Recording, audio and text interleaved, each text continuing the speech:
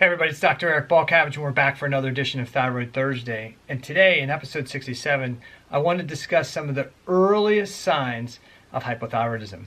Now, you've heard me talk about hypothyroidism from a cellular standpoint and a glandular standpoint. And glandular hypothyroidism means that the gland is under attack or it's not producing enough thyroid hormone, low T4, low T3.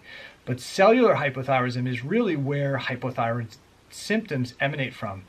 When you have hypothyroid symptoms, you actually have reduced active thyroid hormone T3 reaching the nucleus of your cells, and that's what slows your metabolism, and that's what causes you to have the symptoms of hypothyroidism.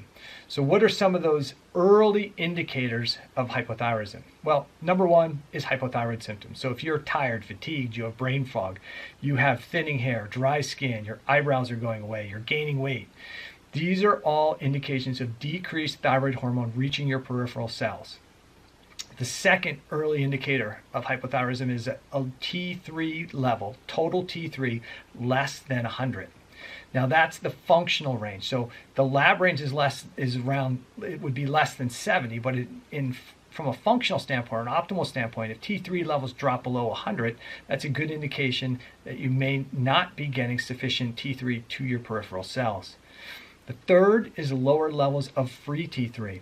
So if your free T3 levels drop below 3, that's another good indication that you may have cellular hypothyroidism.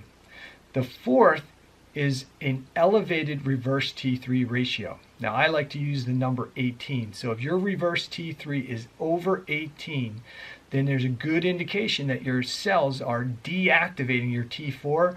Once T4 reaches the cells, because of the stress at the cells, that T4 is being deactivated to T3.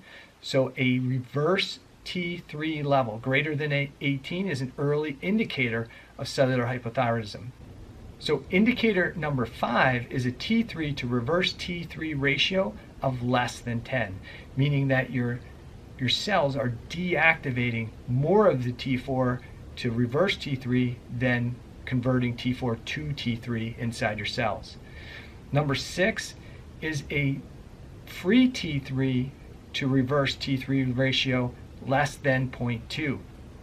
Again, it's an indication that the body's deactivating more of your T4 to an inactive form of thyroid hormone at your peripheral cells.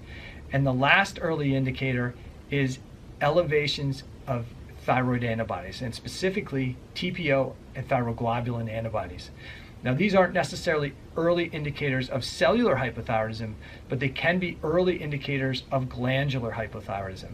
And we've talked before that hypothyroidism really often starts at the cellular level due to some type of chronic stress response. And then if that stress response is prolonged, due to that stress response, there can be autoimmune attack on the thyroid gland. So those are the 7 early indicators of hypothyroidism. And I've talked about what you can do to help reduce the stressors that are driving hypothyroidism on multiple Thyroid Thursday videos. If you have sleep issues, you need to address those. If you snore at night, you need to address those. If you have subclinical yeast or bacterial infections in your gut, you need to address that. If you have gluten intolerance, that can be driving your stress response. If you're taking medications that induce cellular stress, if you have toxicity issues going on, there are a number of things that can drive a chronic cellular stress response that will deactivate your thyroid hormone. Some of these things you can work on your own. Definitely work on an autoimmune anti-inflammatory diet. Definitely work on improving your sleep quality. Definitely work on reducing any types of emotional stressors you have going on in your life. And if you do those big 3 things and you're still struggling with hypothyroid symptoms, reach out to a functional medicine practitioner like myself. All right, that's this edition of Thyroid Thursday. Look forward to future Thyroid Thursday videos. And if you have any questions regarding this Thyroid Thursday video, just put it below wherever you watch this video. And if you need assistance, you can always call my office, 610-558-8920. Take care.